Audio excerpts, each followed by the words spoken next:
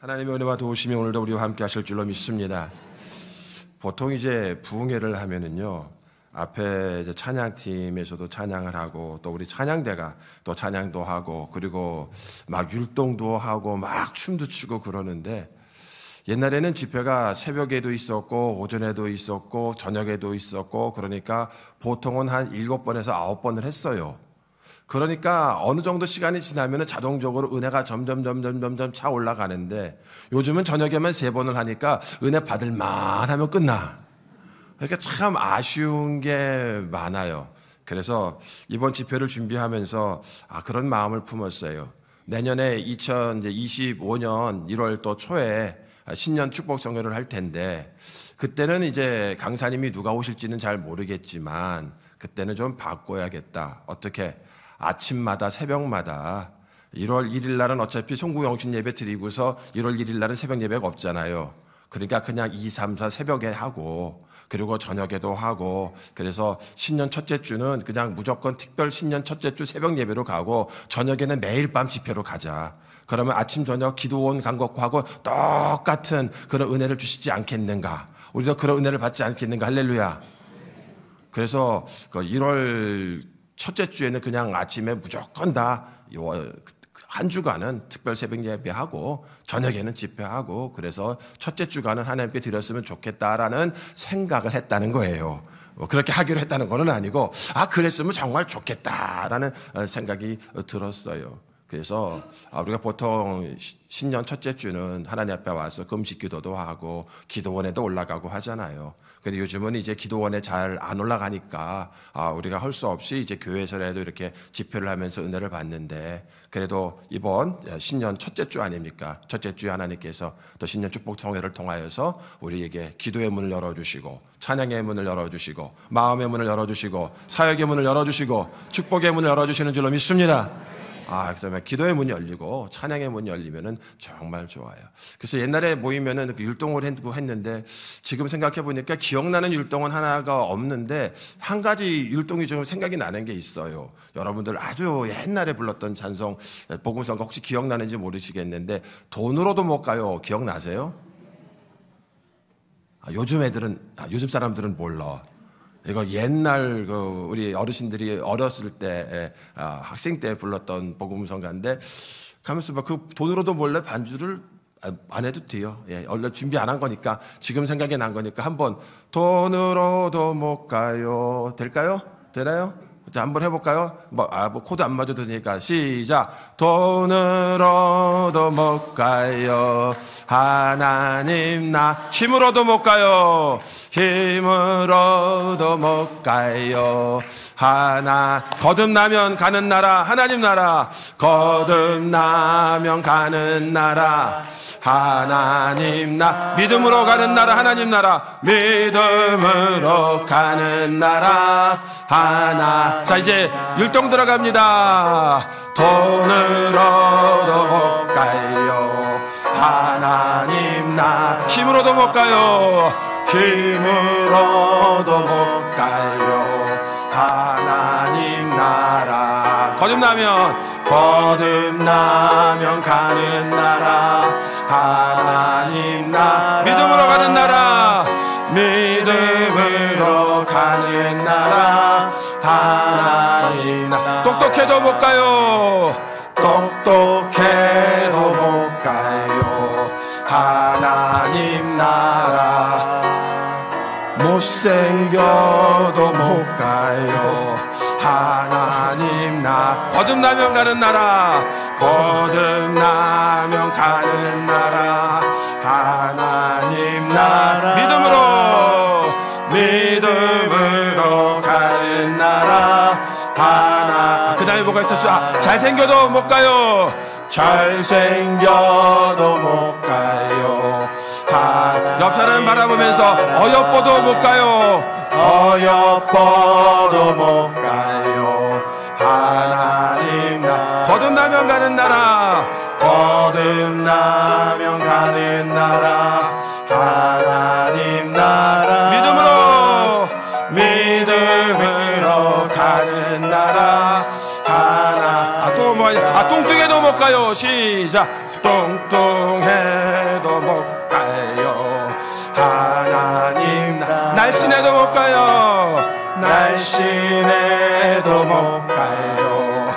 하나님 거듭나면 가는 나라. 거듭나면 가는 나라. 하나님 나라. 믿음으로 가는 나라. 하나님 나라. 할렐루야. 잘하셨습니다. 와. 그래도 옛날 봉군 성가가 조금 좋은 것 같아요. 그렇죠? 아주 단편하고 그러죠. 또 뭐 그런 복음 성가 부르면서 찬양하면서 기도했을 때가 참 엊그저께 같은데 벌써 앞에 6자가 붙었고 어떤 분들은 벌써 7자가 붙으셨고, 예, 그래도 몸은 늙어도 마음은 새롭고 청춘이고 할렐루야. 예, 우리 육신은 후패하지만 우리의 영혼은 날마다 새로운 줄로 믿습니다. 자, 하나님께서 우리에게 은혜를 주세요. 그래서 하나님의 일을 하게 만드시는 거죠. 세상 일을 할 때도 말입니다. 뭐가 있어야 된다? 불이 있어야 된다. 열정이 있어야 된다. 열심히 있어야 된다 말씀드렸어요. 운동할 때도 열심으로 해야 돼요. 하다 말다 안 되죠. 그렇죠? 확실하게 열심으로 해야 돼요. 공부도 열심으로, 일도 열심으로, 예, 데이트도 열심으로. 그러니까 지금 우리 중고등부 학생들도 있고 지금 청년들도 있는데 그 사귈 때 뜨뜻미지근한 연애는 안 하는 게 좋아요. 정말 나 아니면은 못 산다. 당신 아니면은 죽음을 해도 결혼하면은 별로거든. 그런데 연애할 때부터 그냥 웬만큼 대면하는 사람들 사귀면요. 그러면 안 돼요. 예. 사랑해도요, 불이 붙어야 돼. 뜨거워야 돼요. 그러니까 여러분들, 가능하면은요, 이렇게 뜨겁지 않은 사람, 뭐 자기의 일이나, 뭐 신앙 일이나, 뭐 연애나 모든 것에 뜨겁지 않은 사람하고는 그렇게 가까이 하지 않는 게 좋아요. 네, 특별히 친해지면 안 돼. 그리고 세상불. 세상의 돈의 불, 세상의 여러 가지 뭐 탐욕의 불, 세상의 그 쾌락의 불, 그런 불 가지고 있는 사람하고는 완전히 끊어버려야 되고, 저 사람 세상에 미쳤구나. 그럼 끊어버려야 돼. 세상에 완전히 간 사람하고 있으면요, 피차 고생해. 그러니까 아주 살기 전에 끊어. 깊어지기 전에 끊어. 그 세상에 불붙은 사람하고는요, 참 어려워요. 이미 결혼했으면 어떡해요? 팔자지 뭐. 아니요, 교회에서는 팔자가 아니죠. 하나님의 은혜로 마침내는 하나님께서 변화시켜 주시고 새롭게 만들어 주시고 축복해 주시고 역사하실 줄로 믿습니다. 큰일 날 뻔했네.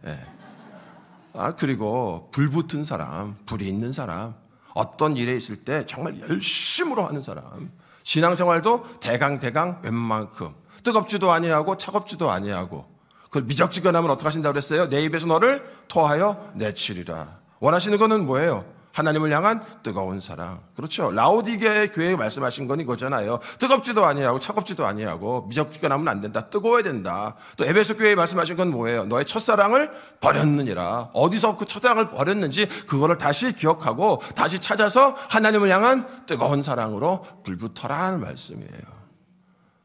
이 느헤미야의 마음에 불이 붙었어요. 무엇을 듣고서? 예루살렘에 있는 성도들, 자기 유대 민족들이 주변 사람들의 공격으로 말미암아 그동안에 쌓았던 모든 성벽들이 무너지고 성문이 다 불탔다는 마음 듣고, 그들이 지금 엄청나게 고난받는다는 말을 듣고서 마음이 불타올랐어요. 하나님이 주신 불이에요. 민족을 향한 불, 누구를 향한 불. 어떤 분들은요, 아프리카의 어린이들을 생각을 하면 막 마음에서 불이 난대.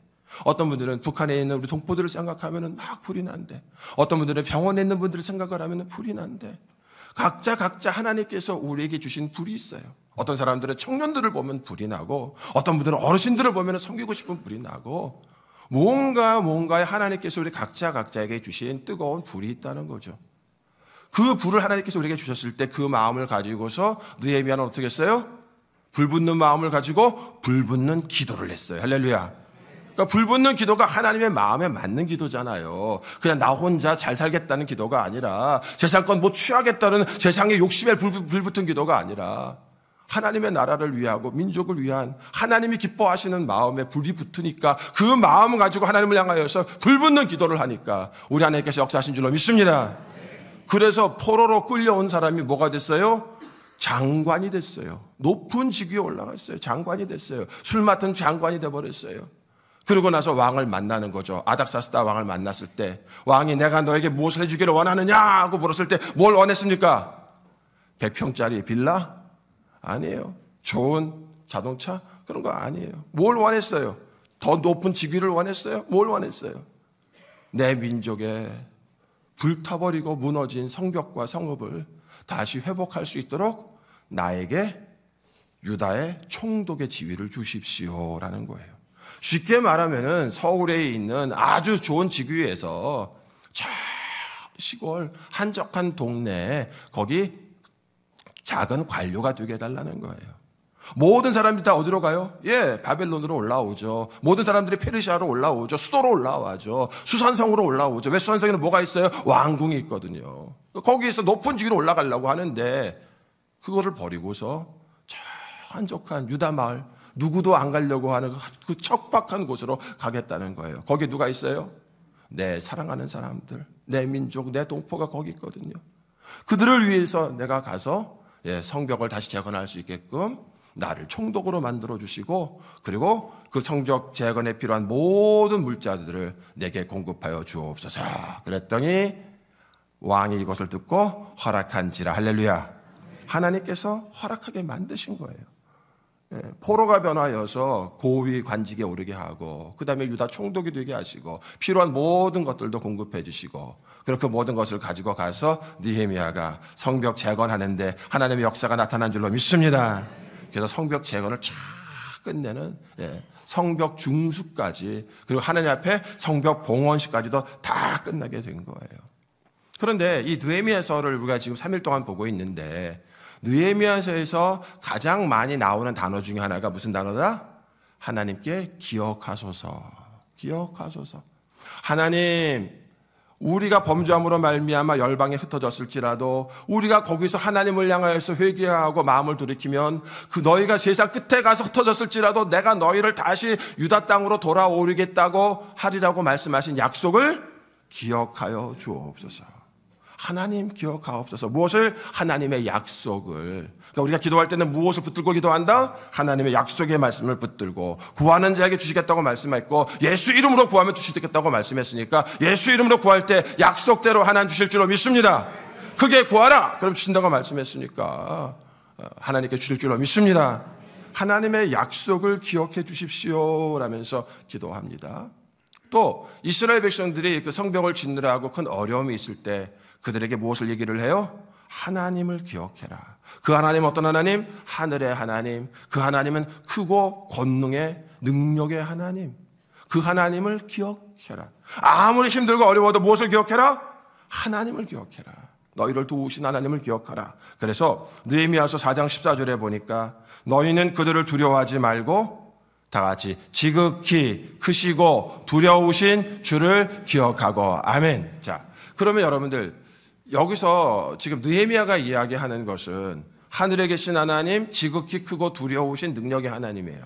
그러면 내가 경험한 하나님은 어떤 하나님이세요? 내가 믿는 하나님은 어떤 하나님? 나는 하나님을 생각할 때 어떤 하나님이라고 생각하세요, 주로?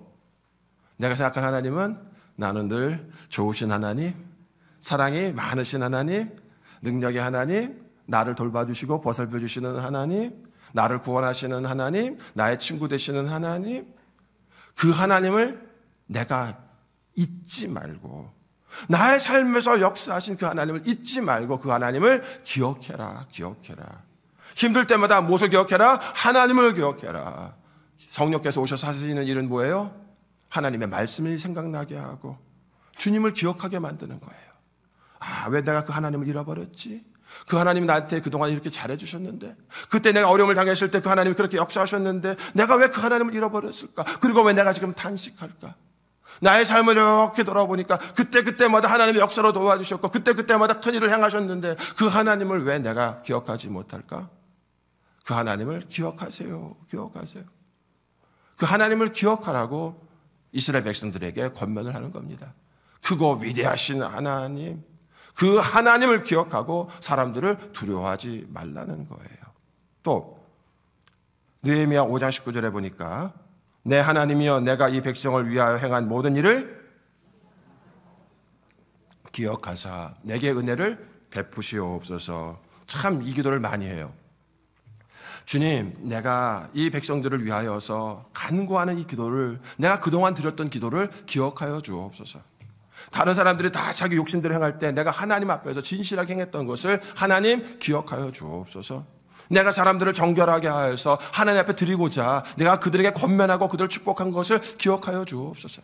내가 환난 날에 주를 향하여서 섬기고 봉사한 것을 주여 기억하여 주옵소서.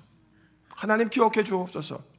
여러분들 히스기야 왕이 주님으로부터 병에 걸려서 이제 죽게 될 거라는 그러한 사형 선고를 받았을 때 어떡하죠? 하나님 앞에 단식하면서 울며 기도하죠. 주님 기억해 주십시오.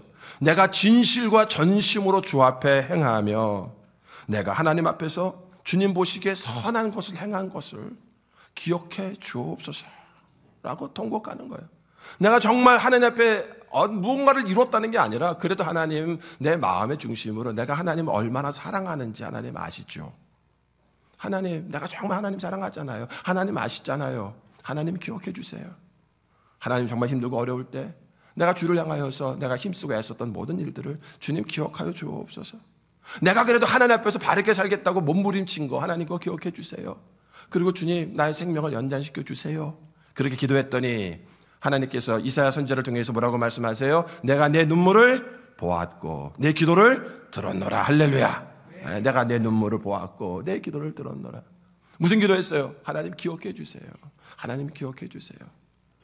작은 선행이었지만 내가 작은 기도였지만 하나님을 향하여서 부르짖었던 그 기도 하나님이 들으시고 하나님 역사하시고 하나님께서 축복하여 주실 줄로 믿습니다. 우리 하나님은 기억하시는 하나님, 우리의 작은 섬김도 기억하시는 하나님, 작은 베품도 기억하시는 하나님, 내가 언제 다른 사람들을 도와주었는지 나는 모르겠는데 주님께서는 아시는 거예요. 내가 너도 모르는 사이에 어려운 사람 도와주고 헐벗은 사람들 네가 입혀주고 목마른 사람들에게 물 주고 제가 언제 그랬죠? 나도 기억 못하는데 주님은 나는 기억하고 있다. 우리의 모든 것을 하나님께서 기억하시고 하나님 역사하시고 축복하시는 줄로 믿습니다. 그러니까요, 여러분들 솔직히 말해서 우리가 하나님 앞에서 늘 범죄하는 삶을 살고 악한 삶을 살았다면 기억하세요 그러면 안 되겠죠. 주여 제발 기억하지 마세요. 주여 정말 기억하시면 안 됩니다. 아유 창피해요 주님. 주님 기억하시면 안 돼요. 제 삶은. 그렇게 말하면은요 부끄러운 삶이잖아요. 그러니까 그것이 생각이 나면은 주님 용서해 주세요. 씻어주세요. 그리고 도말하시고 기억하지 말아주세요. 그리고 하나님 내가 주 앞에 전심을 행한 모든 것들은 주님 기억하시고 주님 잊지 마시고 주님의 손바닥에 새기시고 주님 역사하시고 응답하여 주실 줄로 믿습니다. 그래서 하나님을 향하여서 기억해 달라고 하나님을 향하여서 기도에 헌신한 사람이에요. 그러니까요, 이 느헤미야는 모든 일에 있어서 기도로 시작해서 기도로 나가고 순간순간 어떤 일이 부딪힐 때마다 하나님 도와주세요, 하나님 도와주세요. 순식간 모든 일들 가운데서 주로 하는 무슨 기도? 숨기도 하는 사람. 숨기도가 뭔지 아시죠? 살아가면서 걸어가면서 하나님 사랑합니다. 하나님 도와주세요. 하나님 축복해 주세요. 하나님 인도해 주세요. 하나님 저 사람이 술 취했네요. 아유 비틀거리는데 주님 저 사람이 술이 아니라 성령으로 충만하게 해 주시옵소서. 성령에 취하게 해 주옵소서. 주님 이 새벽에 저 사람들은 어디로 갑니까? 저 사람들의 발걸음이 다 교회를 향하여서 주 앞에 나와서 부르짖어 기도하게 해 주시옵소서. 그냥 보는 대로 그 사람들을 축복하면서 그 사람을 늘 위해서 기도하면서 나의 삶에서 나의 생각 가운데 안 좋은 일이 생각나면은 하나님 이 일 해결해 주세요. 이 일도 도와주세요. 갑자기 어떤 성도가 생각이 나면 하나님 그 성도 축복해 주세요. 지나가다 우리 성도들의 하는 영업장에 간판이 보이면 주님 저기에 함께 해 주시고 축복해 주세요. 주님 도와주세요. 주님 역사해 주세요. 지나가다가 만나면은 하나님 이분을 축복해 주세요. 함께 해 주세요. 그게 뭐예요? 숨기도예요. 숨기도. 뭐 갑자기 길 가다가 신호등 앞에서 우리 성도 만났을 때 기도하십시다. 무릎 꿇으십시다. 주여 3번 무릎 통성 기도하십시다. 그럴 필요 없어요. 그냥 마음이 있는 대로 주님 이 성도님을 축복해 주옵소서. 옆에 앉은 우리 성도님을 살짝 보면서 주여 축복하여 주옵소서. 시작. 주여 축복해 주시옵소서. 아멘. 아멘. 그게 숨기도라는 거예요. 그러니까 순간순간 다니면서 주 앞에 회개할 것 회개하고 잘못한 거 생각나면 회개하고 또 내가 만나는 사람들을 향하여서 소원 기도하고 축복 기도하고 숨기도 할 때 하나님께서 우리의 그 숨기도도 응답하시는 줄로 믿습니다. 그러니까 날마다 이 느헤미야는요, 기도에 헌신한 사람이었어요. 네, 하나님을 기억하고 순간순간마다 하나님을 향한 기도로 나간 사람이 바로 이 느헤미야였다는 것이죠. 그런데요, 그가 이제 예루살렘에 와서 성벽을 재건하고 하는데 항상 좋은 일만 있었던 것은 아니죠. 대적자들이 있었죠. 안에서도 있었고 밖에서도 있었어요.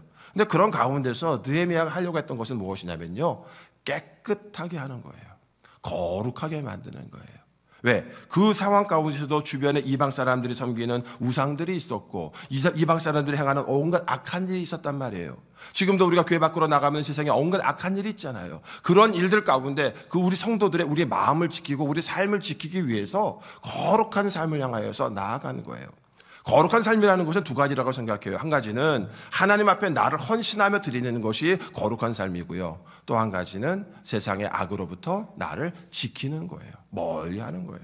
세상에 이전에 즐겼던 것, 하나님 기뻐하시지 않는 것이 점점 내 안에서 나의 삶에서 벗어나도록 해야 돼요.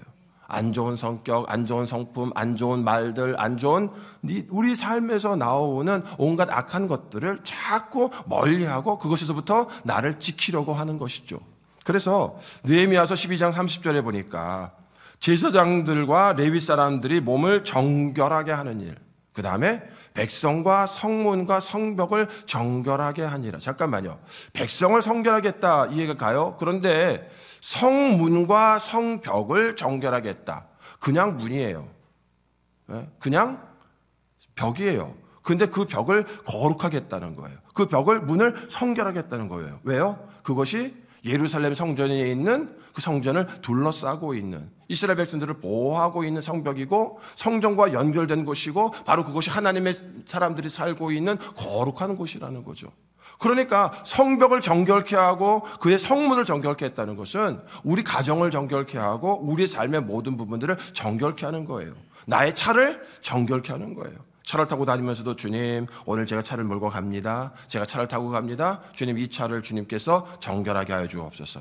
예수님의 보혈로 덮으사 안전하게 지켜주시고 이 안에서 하나님을 찬양하며 내가 주님과 교제하는 깊은 기도가 일어나는 예배 장소가 되게 하여 주시옵소서.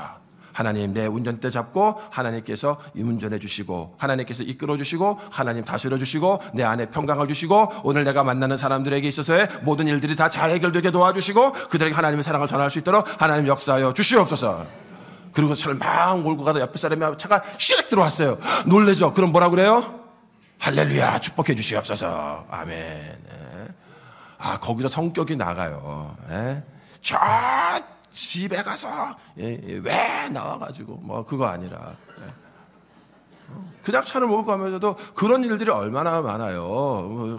내 앞에서 그냥 싹 끼어들어서 깜빡깜빡 미안해요 이것도 안 하고 그냥 싹 가버리고, 아, 그러면 대체 쫓아가서 그냥 어떻게 축복기도 하고 할렐루야 더블로 축복합니다 하고. 왜? 내 안에 지금 뭐가 있으니까 예수님이 계시잖아요. 여러분들 우리 삶에서 늘 나와 동행하시는 예수님, 내가 욕할 때도 보시는 예수님, 내가 다른 사람들 향해서 불평할 때도 들으시는 예수님, 내가 본 대로, 내가 들은 대로, 내가 말한 대로 하나님 하신다고 말씀하시면 여러분들 어떡하시겠어요? 원수를 향하여서 축복하면 그 사람이 내가 어떤 사람을 향해서 복을 빌었을 때 그 사람이 그 복을 받을 만하지 못하면 그 복이 누구한테 온다? 복을 빈 사람은 나한테 온다. 할렐루야. 그러니까 주로 복 받을 사람한테 복 빌지 말고 복 받지 못할 사람한테 복 비는 거예요. 그럼 그 복이 누구한테 와요? 다 나한테로 돌아와요. 옆에 분들한테 복 비십시다. 새해 큰 복이 임하기를 바랍니다. 새해 큰 복을 받으시길 바랍니다. 새해 큰 복이 임하기를 바랍니다. 할렐루야. 당신이 받으면 감사하고 안 받으면 더블로 감사하고. 왜 그 복이 나한테 오니까? 저주하면 저주하는 대로 내가 받을 것이고 축복하면 내가 받는다면은 여러분들 할 수만 있으면 우리 삶에서 자꾸 우리 삶을 변화시키는 거예요. 우리의 성벽을 왜 변화시킵니까? 그 성벽이 하나님 앞에 드려진 거잖아요. 우리 가정도 하나님의 거죠. 하나님 앞에 드려진 거잖아요. 하나님이 지키시고 돌봐주실 줄로 믿습니다. 우리 자녀들도 하나님께 지켜주시고 돌봐주실 줄로 믿습니다. 왜? 하나님의 사랑하는 자녀고 우리가 주님의 성령이 거하시는 성전이고, 그러니까 우리가 거한 이 모든 것들, 거룩하다는 것은요 하나님 앞에 드려졌다는 거예요. 그러니까 우리가 교회를 통해서 이러한 물건을 성물로 드렸고 그렇기 때문에 이 물건, 이 마이크도 우리가 부를 때 뭐라고 부르냐면은 성물이라고 부르죠. 우리 자신 하나님께 드렸을 때 뭐라고 불러요? 성도라고 부르죠. 이거는 건물이에요. 하지만 하나님께 드렸을 때 뭐라고 불러요? 성전이라고 부르는 거예요. 그래서 거룩하다는 것이죠. 무엇이기 때문에? 하나님 앞에 드려진 바 된 것이기 때문이라는 거예요. 그러니까 나의 삶을 하나님께 드려진 바 되었기 때문에 하나님 날마다 우리의 삶을 정결하게 하는 일이라는 거예요. 그런데 거룩하지 못한 일 있잖아요. 이런 일들에 대해서 다 끊어내는 거예요. 다 끊어내는 거예요. 지금 이 자리에 제 아내가 없으니까 제가 제 연애 이야기를 제 아내 만나기 전에 이야기 꼭 갖다 바치 이르는 사람들이 있는데, 제가 제 아내를 교회에서 만난 거는, 데이트하기 전에 교회에서 만난 거는 신학교 1학년 12월 달이 지나고 2월 달이 됐을 때 2학년 올라가기 바로 전에 2월 달에 저희 아내 고등학교 졸업식에 저희 목사님이 축하하러 가면서 저를 데리고 가셨어요. 그래서 만났어요. 어떤 분이 오해를 하더라고. 고등학생 꼬셔가지고 결혼했다고. 아니 그게 아니라 거기서 만났다고.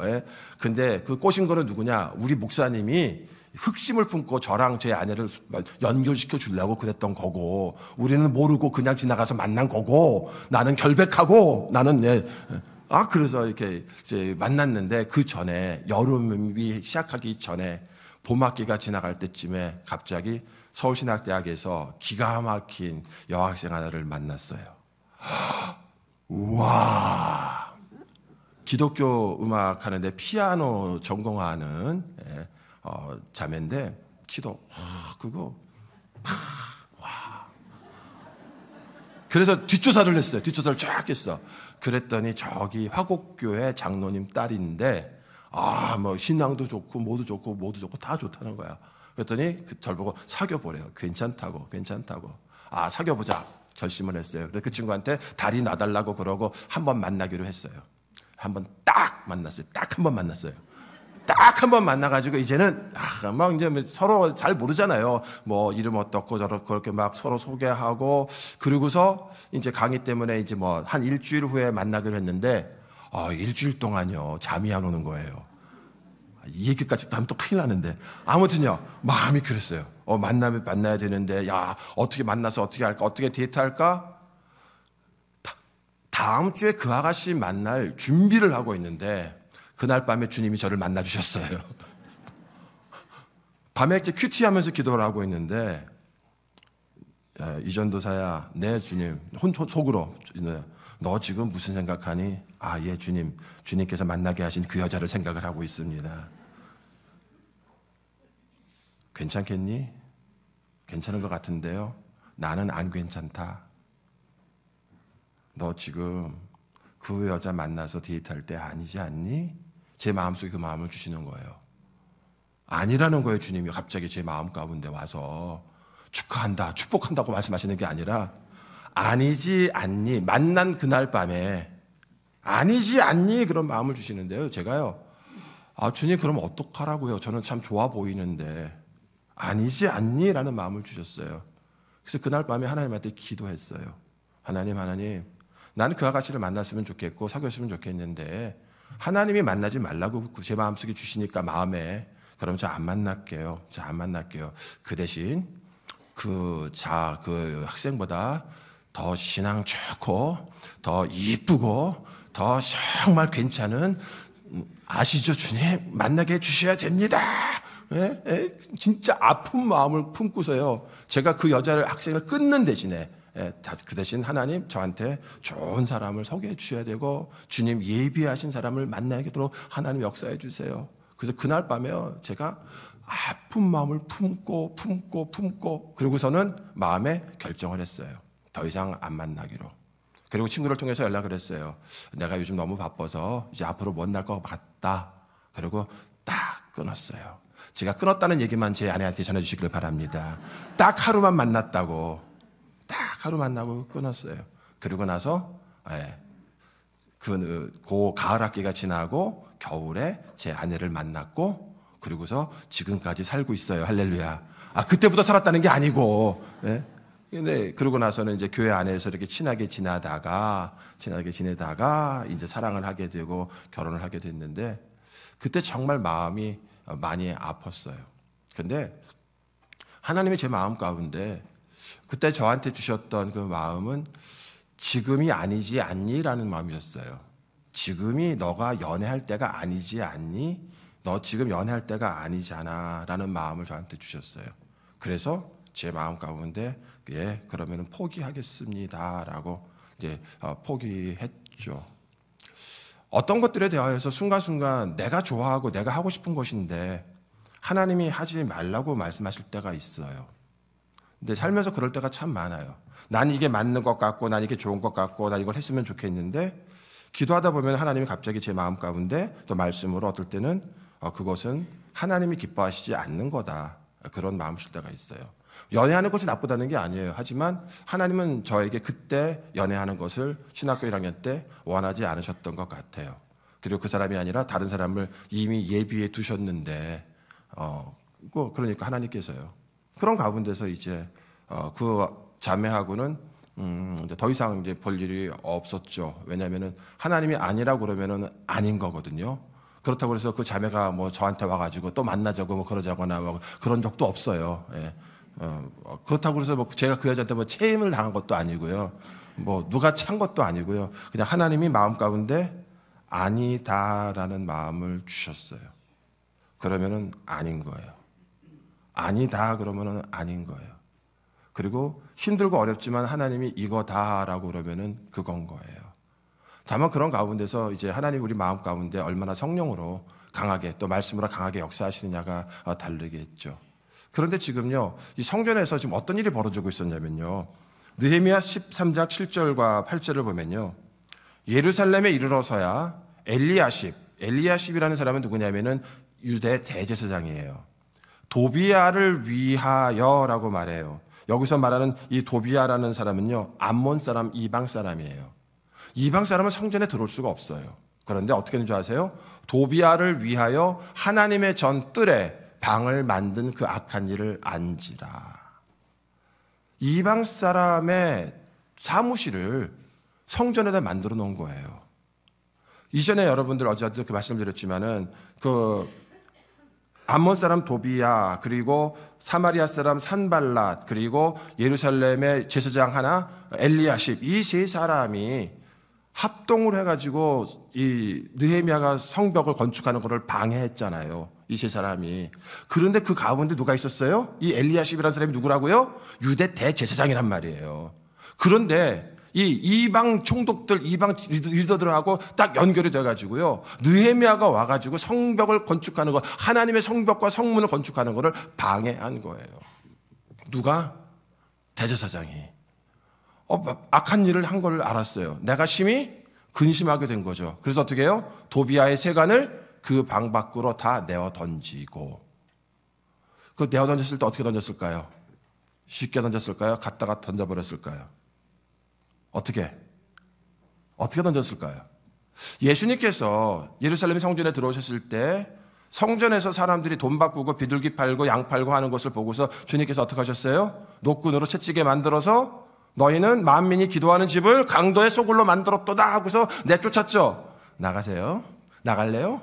나가시겠어요? 아유, 왜 여러분들 그렇게 하셨어요? 그거 정말 잘못됐어요. 그거 잘못된 일이에요. 예수님이 그러면서 나가주실래요? 그러셨을까요?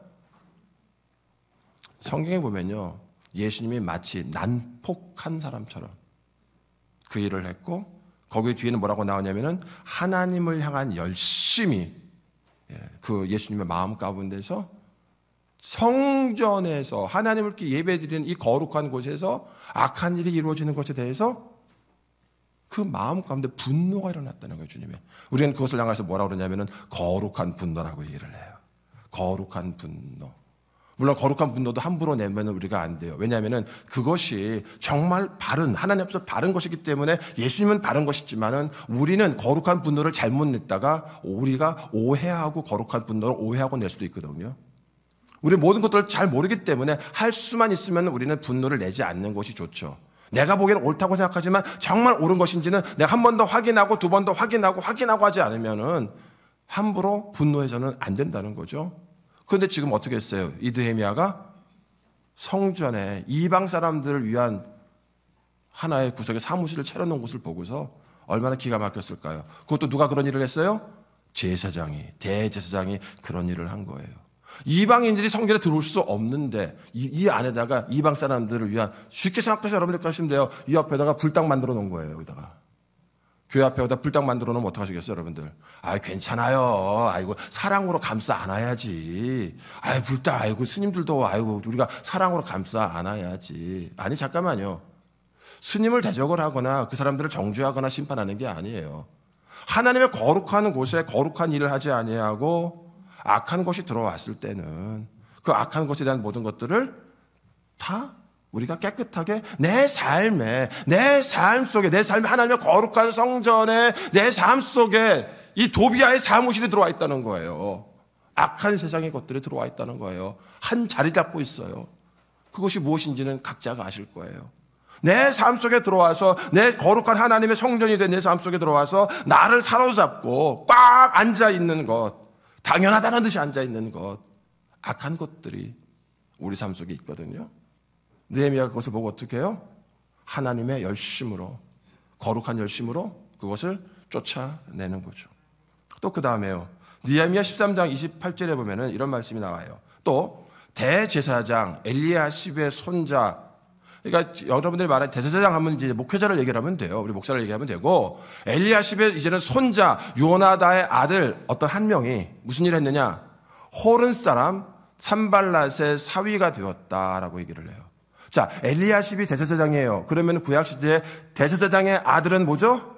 대제사장이에요. 대제사장의 손자는 뭐가 돼요? 대제사장이에요. 레위 사람이에요. 그 사람들은 다른 유대인들보다도 더 결혼하는 것이나 그들은 모든 삶에 있어서 유대인들하고만 결혼해야 되고 그들은 거룩한 삶을 살아가야 돼요. 아무하고도 결혼하면 안 돼요. 특별히 더 중요한 거예요. 그런데요, 지금 누구의 사위가 됐어요?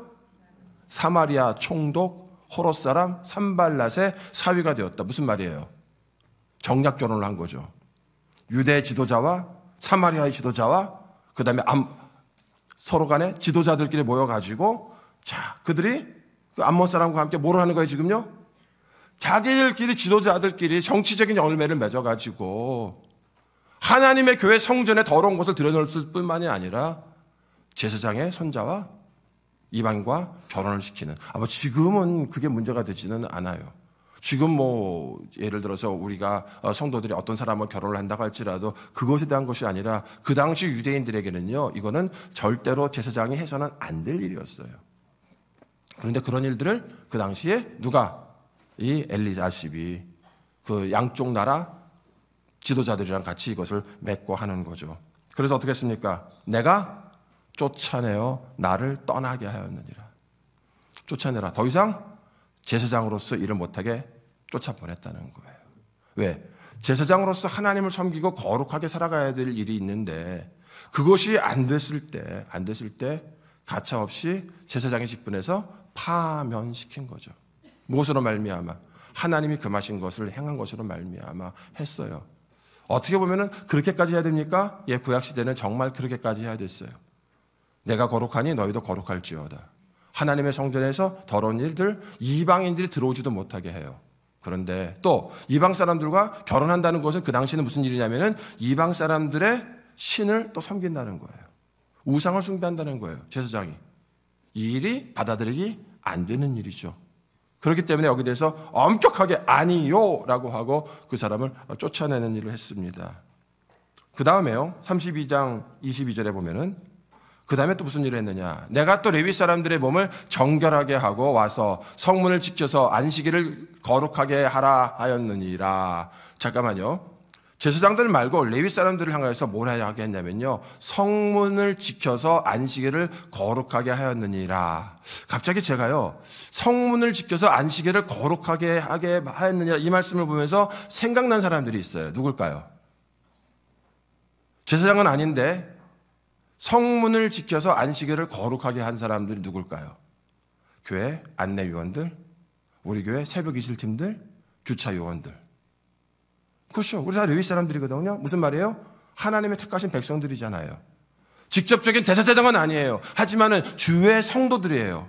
근데 이 성도들이 지금 무슨 일을 했냐면요. 자기를 정결하게 하고 하나님의 성전에 올 때 자기를 정결하게 하고 거룩하게 하고 성문을 지키면서 성문에 드나드는 사람들이 하나님께 예배를 잘 드릴 수 있도록, 안식일을 잘 드릴 수 있도록, 예배를 잘 드릴 수 있도록 누가? 안내위원들이, 새벽이슬 팀들이, 주차위원 팀들이 그것을 만들었다는 거예요. 그러고 나서 내 하나님이여 나를 위하여 이 일도 기억하시옵고 주의 크신 은혜대로 나를 아끼시옵소서. 내가 하나님의 성전을 아낀 것처럼 나를 아껴주시고 내가 성도들을 아끼고 그들로 하여금 하나님을 잘 섬기게 도와준 것처럼 하나님 나를 아껴주옵소서라는 거예요. 성벽, 그게 뭐가 그렇게 중요한 거라고. 성전에 있는 지성소가 중요한 거고 성소가 중요한 것이지, 대제사장이 중요한 것이지 그 문 지키는 사람이 뭐가 중요한 거라고? 아니라는 거죠. 한 사람 한 사람. 그래서요, 이 느헤미야가 성전에서 일하시는, 성전을 섬기는 사람들을 한 사람 한 사람 세워요. 성전에서 노래하는 사람도 세워요. 기도하는 사람도 세워요. 성전을 지키는 사람도 세워요. 돌보는 사람도 세워요. 한 사람 한 사람 하나님의 성전을 지키도록 사람들에게 그 사역을 배분하는 일을 한 거예요. 그러니까 성벽만 세운 것이 아니라 그 성벽이 하나님 앞에 온전히 드려진 바 되고 또 성도들이 그걸 잘 지켜나갈 수 있도록 그런 모든 필요에 따른 사람들을 세우는 일들도, 사람을 거룩하게 만드는 일, 성전을 거룩하게 만드는 일, 성도를 거룩하게 만드는 일, 그리고 하나님을 잘 섬기도록 하는 일들, 그런 일들에 열심히 했다는 거예요. 무슨 열심으로? 하나님을 향한 열심으로. 그가 하나님의 나라를 위해서 헌신한 것처럼 그저 레위 사람들로서 그저 문 지키는 사람임에도 불구하고 그들이 하나님을 향해서 헌신하게 만든 거예요. 그런 거 있잖아요. 자녀들이 부모를 본받고 부모를 따라가는 것처럼 교회도 보니까요, 그 교회들마다의 어떠한 그 흐름이 있어요. 문화가 있어요. 어느 교회를 가봤더니요, 그 교회는요, 여러분들처럼 이렇게 앉아 계시면 안 돼요. 앞에 사람하고 뒷 사람하고 일렬로 머리가 쫙 맞아야 돼요. 빈 공간이 있으면 큰일 나요. 목사님이 설교를 안 해요. 중간중간 빈 공간이 있으면 목사님이 설교를 안 해요. 딱 와서 목사님이 딱 와서 딱 봤을 때 쫙쫙쫙쫙쫙쫙 내 앞에 사람하고 나하고 쫙 이게 맞지 않으면 설교를 안 해요. 기다리고 계세요. 다 차고 쫙 맞으면은 설교를 시작을 해요. 1년, 2년, 3년 그러고 하다 보니까 그 교회는 자동으로 어떻게 될까요? 맨 앞에서부터 쫙쫙쫙쫙쫙쫙쫙! 와, 저는 원치 않아요. 저는 그것보다는 좀 자유로운 게 원하는데 한 가지 원하는 건 있어요. 제발 좀 앞자리부터 앉았으면. 어느 교회는요, 그 교회는 그렇게 나가요. 또 어떤 교회는 어떻죠? 그냥 찬송가 부를 때도 막 신나게 막 기쁨으로 일어나서 막 박수 치고 부르고, 어떤 교회는 교회에서 절대로 박수 못 치게 하고, 교회들마다 다 여러 가지 흐름이 있다는 거예요. 그 흐름 가운데서 어떻게 하느냐. 예를 들어서 여러분들이 생각하는 것은 사랑의 교회 그러면은 제자 훈련을 생각을 하잖아요. 온누리 교회 그럼 1:1 양육이랑 선교를 생각하잖아요. 그런 것처럼 우리 교회가 가지고 있는 우리 교회 나름대로의 거룩한 독특성, 거룩한 색깔이 있어야 된다는 거죠. 천호동교회 하면 거룩한 색깔은 무엇일까요? 천호동교회 하면 생각나는, 사람들이 천호동교회 교인이야 그러면 생각나는 것이 완전 무엇일까요? 과연 우리는 무엇을 생각을 할까요? 우리가 만들어 가야 된다는 거예요. 우리 교회에서 생각나는 것 중에 하나는요, 저는 우리 교회 성도님들 보면 딱 한 가지 딱 오는 건 있어요. 뭐냐면 너무 착해. 아무도 하면 안 하셔. 저는 우리 교회 성도들 보면 정말 좋아요. 정말 착하고요, 정말 순진하고요, 정말 하나님 앞에 드리려고 애를 쓰고요. 또 천호동교회 특징하면은요, 잘 모여요. 소그룹끼리 너무너무 잘해요. 네. 어떤 단체든지, DTS라든지, 목요 전도회라든지, 전도 폭발이라든지, 새가족부라든지, 하여튼 부서별로 찬양되면 찬양대 굉장히 소그룹 활동들이 너무너무 그냥 찐찐하게, 끈끈하게 굉장히 잘 돼요. 너무 보면 좋아요. 그 안에서 서로 위하고, 서로 격려하고, 그런 좋은 모습들을 보면서 참 좋아요. 교회들마다 좋은 모습들이 있거든요. 그런데 그 모습들을 가운데서 느헤미야가 만들어낸 모습은 뭐냐면요, 온전히 헌신하는 거예요. 온전히 헌신하는 것. 열심히 하는 거, 하나님 앞에. 그 여러분들 한번 우리가 여기서 이렇게 생각을 해보자고요. 우리가 성경에서 여러분들이 좋아하시는 분들이 있잖아요. 성경에서 좋아하시는 분들이 있어요. 근데 그 좋아하는 사람들 가운데서 특별히 누군가가 있을 거예요. 그러면 그 사람의 어떤 것이 좋은가요? 뭐 예를 들어서 다윗을 생각해 보십시다. 그럼 다윗이 어떤 것이 좋은 거죠? 다윗이 하나님을 찬양하는 것, 그렇죠? 또 골리앗 앞에서 하나님을 향한 믿음으로 말미암아 세상을 두려워하지 않는 것.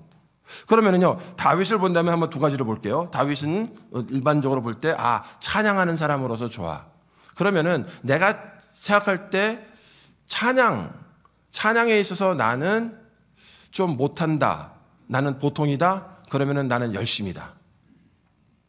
나는 찬양에 있어서 그냥 별로 관심 없다. 첫 번째. 두 번째, 나는 그냥 찬양한다. 아니면 나는 찬양에 열심으로 나는 찬양에 헌신한다. 그럼 지금부터 점수를 매길 거예요. 예를 들어서 나는 뭐 찬양에 별로 관심이 없고 뭐 찬양에 별로 마음도 안 간다. 그럼 마이너스 1. 그리고 그냥 보통이야. 그냥 보통 찬양 뭐 그냥 그렇지 뭐 그러면 0. 그리고 나는 정말 찬양에 감사하고 나는 찬양이 좋고 막 찬양으로 열심히 한다. 그런데 보통 열심이 아니라 난 다른 사람들보다도 더 열심이다. 그러면 1점. 다시 다른 사람들보다 나는 평균보다 못하다. 그러면 마이너스 1. 나는 평균이다 싶으면 0. 그리고 나는 평균보다 난 더 열심으로 한다. 그러면 1. 여러분들은 자기한테 몇 점 줄 거예요? 다윗에 비해서 나는 마이너스예요. 나는 뭐 보통 사람들처럼 똑같아요. 아니면은 플러스예요. 자, 한번 또 생각을 해볼게요. 아브라함을 생각을 해볼게요. 아브라함에는 믿음의 순종이죠. 그러면 아브라함의 믿음의 순종을 본다면은 나는 정말 아브라함은 믿음의 순종에 있어서 다른 사람보다 뛰어난 사람이에요. 그러니까 믿음의 순종하면 아브라함은 플러스 1이에요. 그러면 나는 믿음의 순종하면은 보통 사람들보다 나는 못할까? 아니면 나는 보통일까? 아니면은 보통 사람보다 나는 믿음에 순종하는데 더 열심인가?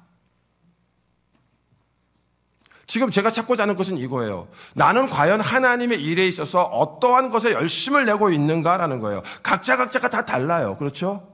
근데 여러분들 하나님의 사람들을 세울 때 어떤 일을 했냐면요. 느헤미야 7장 2절에 보니까 내 아우 하나니아와 영문의 관원 하나냐가 함께 예루살렘을 다스리게 하였는데 하나냐는 어떤 사람?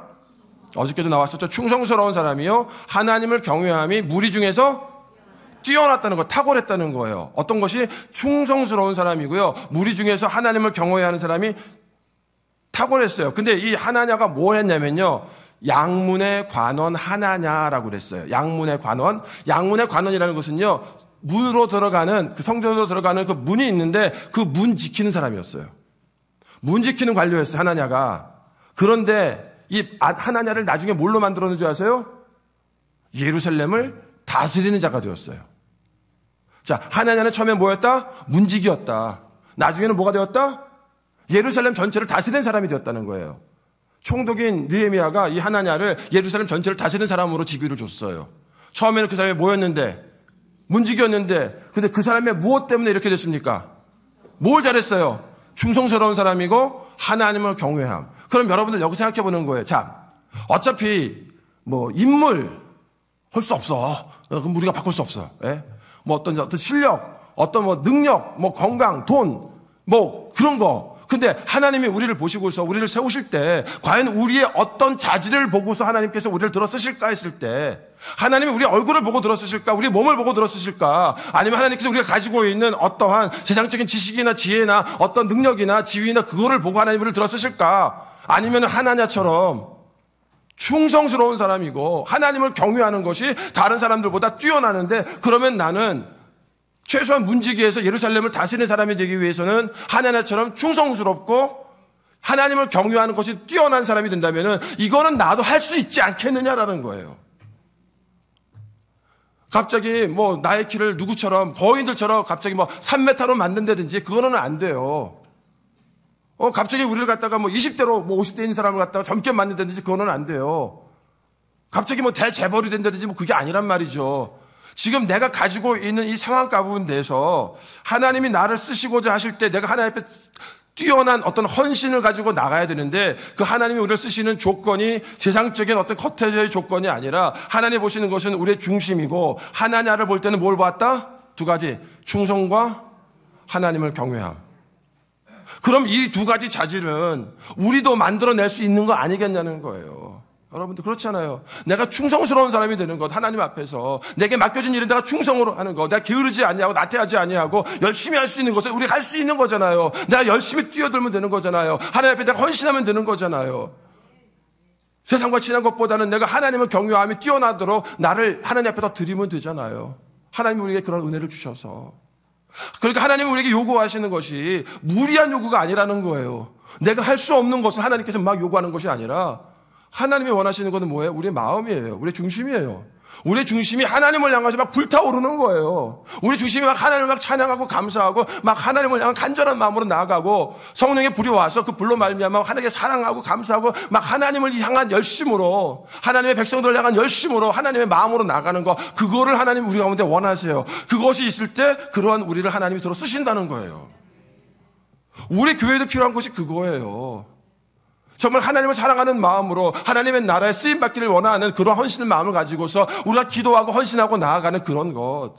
이것저것 따지지 아니하고 돈 크고 많고 따지지 않고 하나님이 기뻐하시는 것이라면 그냥 올 인. 왜 하나님이 기뻐하시는 거니까. 이것저것 계산하고 따지고 뭐 그거 하는 게 아니라 눈치 보는 게 아니라 저 사람은 얼마하고 이 사람은 얼마하고 뭐 그런 거 따져가면서 하는 게 아니라 내게 주신 은혜대로, 내게 주신 은사대로, 내게 주신 감사대로 내가 하나님 앞에서 최선을 다해서 나가는 거 아니겠어요? 그럼 하나님 그걸 보시는데요. 여러분들, 그 엘리야라는 사람의 특징이 있어요. 엘리야라는 사람의 특징은 뭐냐면요. 하나님을 향한 열심이 특심이래요. 뭐, 아세라 선지자, 바알 선지자 얼마나 많고, 아합 왕이 자기를 죽이려고 덤벼들고 상관없어요. 그냥 하나님을 향하여 나가서 기도하고 부르짖고 하나님을 향한 열심으로 나가는 거예요. 그래서 엘리야는 하나님한테 고백하잖아요. 하나님을 향한 열심이 특심이오니 하나님. 제가 다른 사람들보다 다른 게 하나 있어요. 그게 뭐냐면요. 하나님을 위한 열심이 특심이에요. 그게 엘리야의 이야기였어요. 그러면 우리들 내게 하나님이 주신 내 마음을 향하여서 하나님이 주신 특별한 열심은 무엇입니까? 나는 어떤 선교나 어떤 구제나 어떤 전도나 어떤 섬김이나 사람들을 돌보는 것이나 어떠한 것에 하나님은 나에게 특심을 주셨는가 하는 거예요. 어떤 것에 나에게 불타는 마음을 주셨습니까? 라는 거죠. 모세 있잖아요.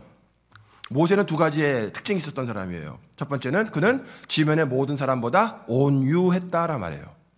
온유. 그래서 온유라는 것이 어디서 나타났냐면요. 이스라엘 백성들 그 60만 되고 200만 되는 사람들이 불평하고 원망하고 막 돌 던지고 뭐 자기 누나 뭐 미리암 자기 형 아론이 막 자기를 향해서 막 대적해도 그냥 다 품고 갔다는 거예요.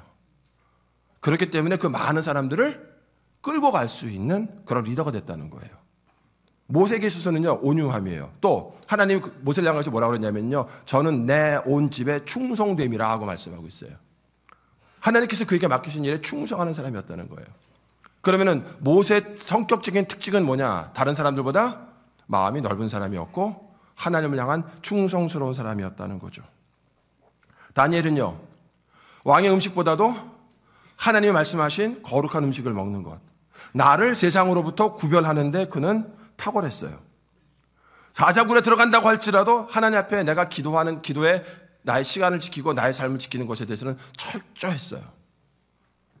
하나님께서 그를 들어서 바벨론이 무너지고 페르시아가 세워질 때에도 계속해서 페르시아의 총위를 놔두셨어요. 정권이 바뀌면요, 그 전 나라의 왕족들, 관리들, 귀족들 다 죽여요. 다 죽는 거예요, 그 당시에는요. 그런데 정권이 바뀌었는데, 나라가 바뀌었는데, 바벨론에서 페르시아로 바뀌었는데, 그래서 바벨론 왕기고 다 죽여버렸는데, 이 다니엘은요, 페르시아의 총리가 되는 거예요. 세 번째 아내 되는 총리가 되어버리는 거예요. 뭐가 달랐죠? 하나님을 향하여서 자기를 구별시킨 거예요, 세상으로부터. 그리고 하나님 앞에서 자기가 지켜야 될 기도, 자기의 사명, 믿음 지켜나간 거죠. 하나님의 사람들 보면요, 그 나름대로의 특징이 다 있어요. 하나님이 쓰실 만한 특징이 있었다는 거예요. 그 성품의 특징이 있었어요. 그러면은요, 나에게서도 한번 찾아보자는 거죠. 거꾸로 내가 하나님이 나를 쓰시고자 하실 때 왜 나를 쓰시지 못하실까? 어떤 성품에 있어서 내가 변화가 되어야 될까? 어떤 성품에 있어서 내가 그 성품을 나한테서 제거시키고 축소시켜야 될까? 또 어떤 성품을 나에게서 더 발전시키고 더 크게 만들어 가야 될까? 과연 내가 다른 사람보다 저는요, 다른 사람보다 이것만큼은요, 제가 가지고 하나님께 드릴 수 있어요. 그게 하나님을 향한 충성스러운 마음이냐, 선한 마음이냐, 경외하는 마음이냐, 아니면 그것이 하나님을 향한 믿음이냐? 여러분들, 욥 같은 경우는요, 욥을 향해서 하나님께서 점검하신 것은 이거예요. 욥은 온전하고 정직하여 하나님을 경외하여 악에서 떠난 자라고 말씀해요. 자, 4가지가 나오는데 그 중에 2가지가 하나가 뭐냐면 정직한 자래요. 욥은 정직했대요. 정직했어요. 그러니까 사탄이 털어도 털 게 없어요. 요즘 사람들이 왜 털립니까? 정직하지 못했기 때문에 털리는 거 아니에요? 거짓말하니까 털리는 거 아니에요? 그런데요, 욥은 하나님 앞에서 정직했다는 거예요. 그런 것들. 여러분, 정직하면요, 돈 법니까? 지난주에도 말씀드렸지만 정직하면 사람들이 알아줍니까? 우리 하나님 알아주세요. 우리가 하나님과 사람 앞에서 정직하게 나아갈 때 하나님께서는 그것을 받아주시고 우리를 들어 사용하시는 줄로 믿습니다. 네. 나는 하나님을 향한 이러한 섬기는 일에 있어서의 정말 최선 다하는 무엇이 있습니까? 라는 거예요. 나는 하나님을 섬기는 일에 어떤 일에 최선을 다하고 있습니까? 나에게는 어떠한 성품이나 나의 사역에 있어서의 두드러진 특징이 있습니까? 그것이 무엇입니까? 나는 무엇을 개발해야 될까요? 무엇을 더 훈련시키고 무엇을 더 열심히 해야 될까요? 내 마음을 더 넓히는 일들, 아니면 나 혈기를 줄이는 일들, 아니면 사람들을 접대하는 일들, 아니면 봉사하는 일들, 아니면 험담하지 아니하고 칭찬하는 말을 하는 일들, 과연 무엇일까요? 분명한 것을 우리가 변화되지 않으면 안 된다는 거예요. 우리 하나님 앞에서 더 거룩하게 변화될 때 하나님 우리를 더 거룩한 일에 사용하실 줄로 믿습니다. 우리 찬송가 복음성가 하나 부르고 또 마지막으로 가겠습니다. 자, 나는 주를 섬기는 것에 후회가 없습니다.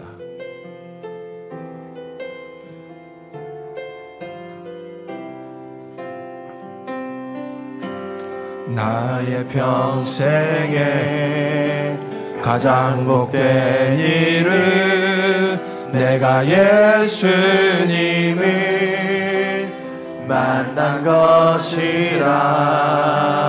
나의 평생에 가장 잘한 일은 내가 예수님을 주로 섬긴 것이라. 세상 살 동안 내가 걷는 길이, 세상 살 동안 내가 걷는 길이 때론 험하여서 넘어질 때도 주의 강한 손이 나를 붙드시니 나는 예수님만 주로 섬기며 살리. 나는 주를 섬기는 것에, 나는 주를 섬기는 것에 후회가 없습니다.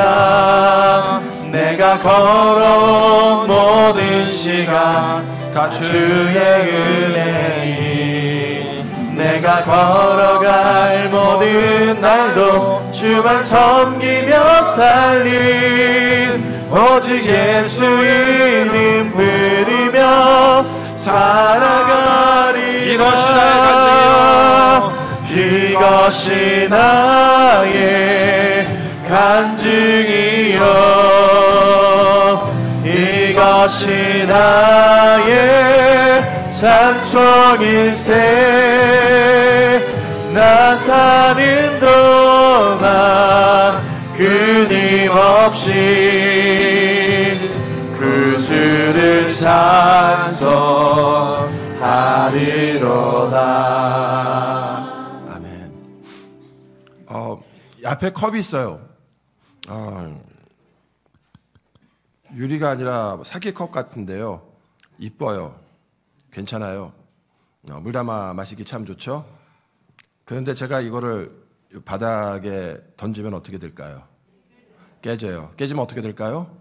파편으로 말미암아 주변에 있는 사람들이 다치게 될 거예요. 참 보기에는 괜찮아요. 하지만 상처를 받을 때, 고통을 받을 때 자기의 깨짐으로 말미암아 많은 사람들에게 더 큰 고통을 주는 일도 있어요. 근데 이게 이런 사기 그릇이 아니라 플라스틱 고무라면 어떨까요? 이렇게 때려도 저렇게 때려도 제가 던져도 안 깨져요. 맞아도 안 깨져요.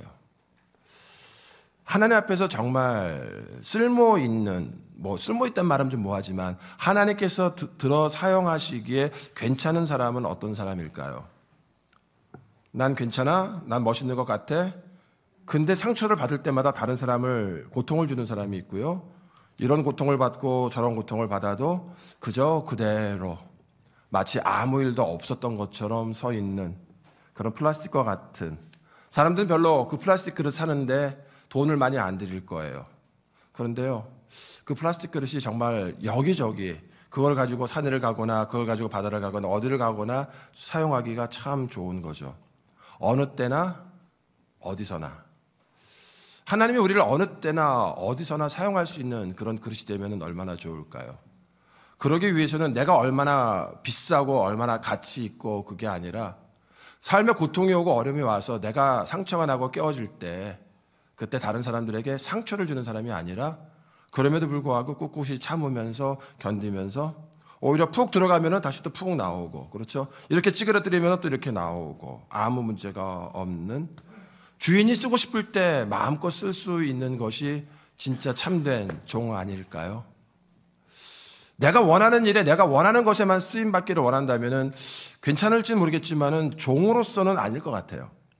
주님의 종으로서 쓰임받기 위해서는요, 컵이 원하는 게 아니라 컵을 사용하는 사람이 원하는 것, 우리를 사용하시는 하나님이 원하시는 장소에 하나님의 부르심을 따라서 그가 보내실 때 아멘하고 가서 거기에서 그냥 이리 맞고 저리 맞고 이리 고통당하고 어려움이 있어도 거기서 참고 견디면서 그곳에 보내신, 나를 그곳에 보내신 하나님의 목적, 하나님의 일들을 잘 이룬다면은요, 꼭 비싼 컵으로만 물 마시는 건 아니잖아요. 500원짜리, 1000원짜리 플라스틱 그릇을 가지고서도 우리가 어디 가서든지 물을 마실 수 있지 않을까요? 하나님이 어디를 보내시든지 어디 가시든지 그냥 그곳에서 하나님이 내게 원하시는 일들을 아멘하고 감당할 수 있으면 얼마나 좋을까요? 이 사람이 이렇게 치고 저 사람이 저렇게 치고 이 사람이 뒤통수 때리고 앞에 사람이 도끼로 찍고 그래도 그러세요.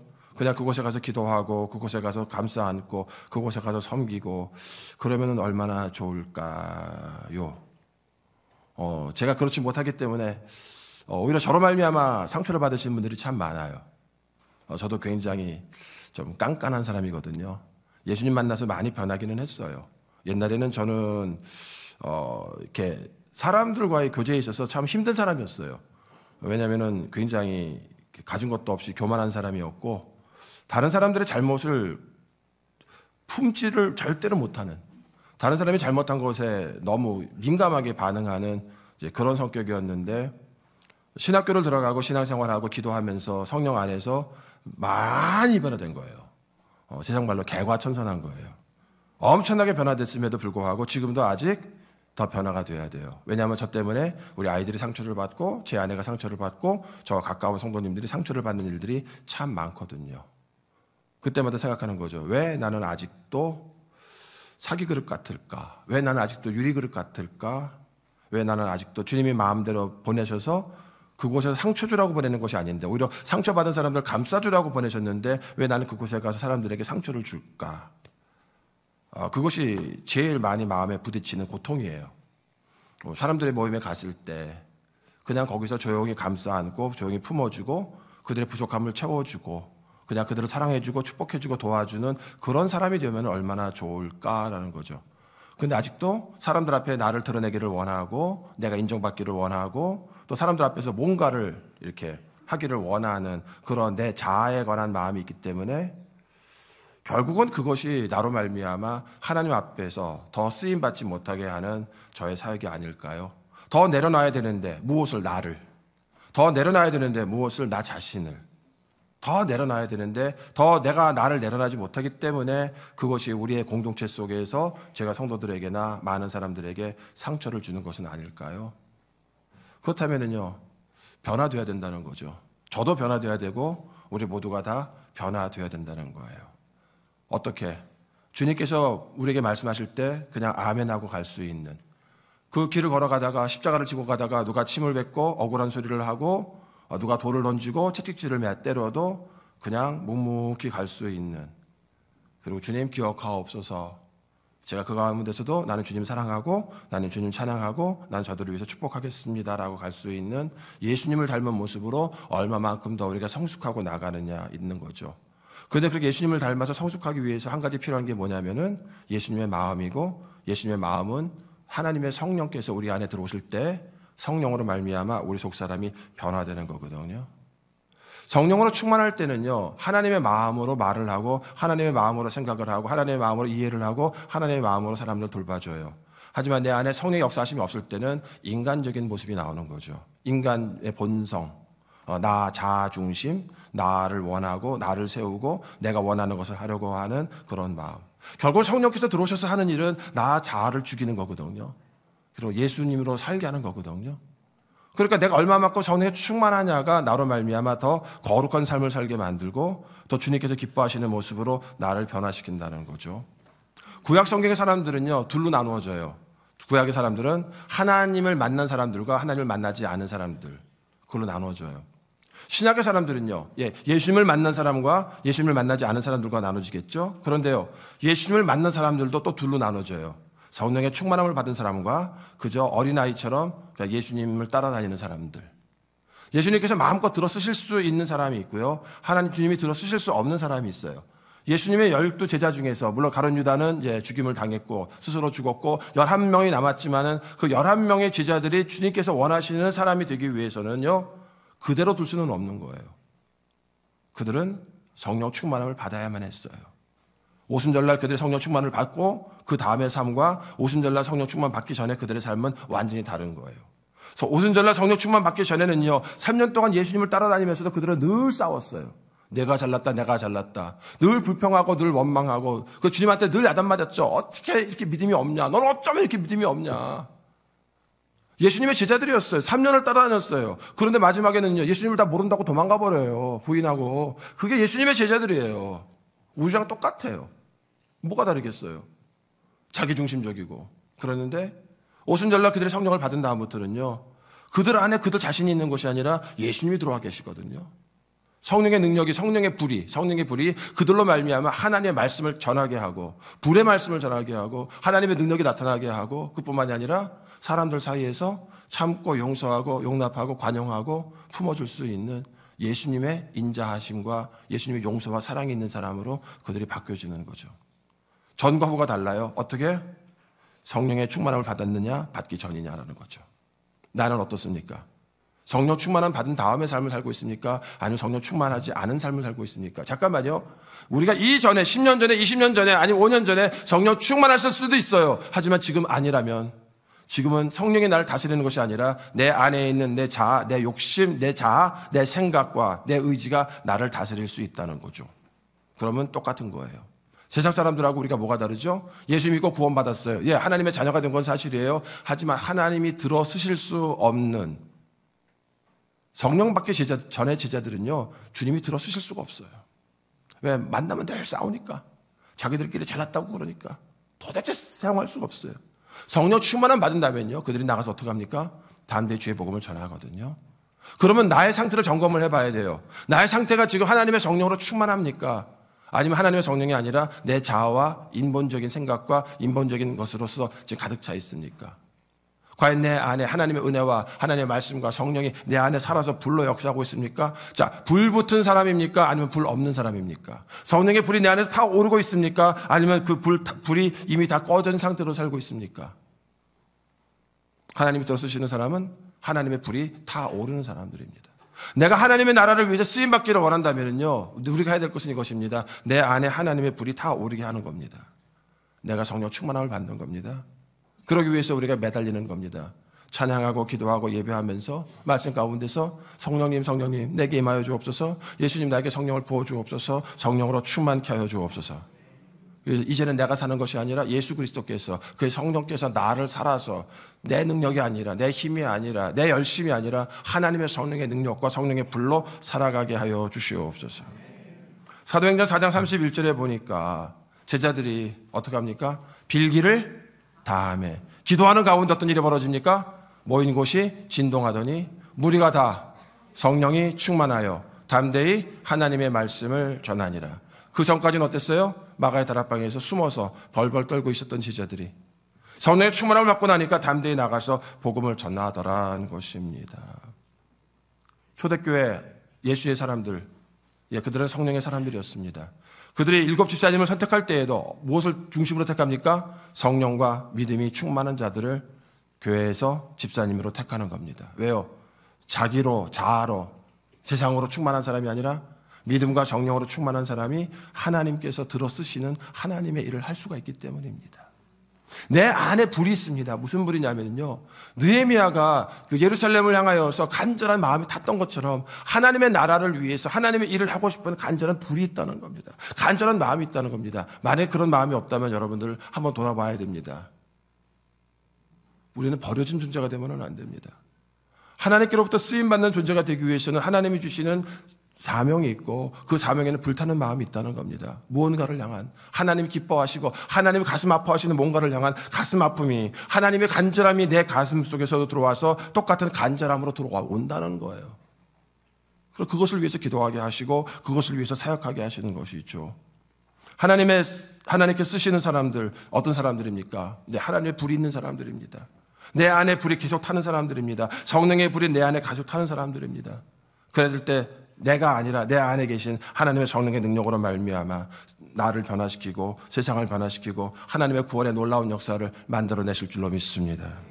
끝으로 사도행전 2장 17절, 우리가 잘 아는 말씀인데요, 우리 다 함께 읽겠습니다. 시작. 하나님이 말씀하시기를 말세 내가 내 영을 모든 육체에 부어주리니 너희 자녀들은 예언할 것이요 너희 젊은이들은 환상을 보고 너희 늙은이들은 꿈을 꾸리라. 아멘.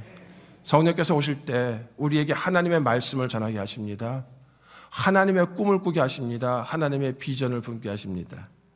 청년들이요, 젊은 사람들이요, 아니 모든 성도들이요, 내 꿈, 내 비전 말고 하나님이 나를 통해서 이루기를 원하시는 하나님의 비전은 무엇일까요?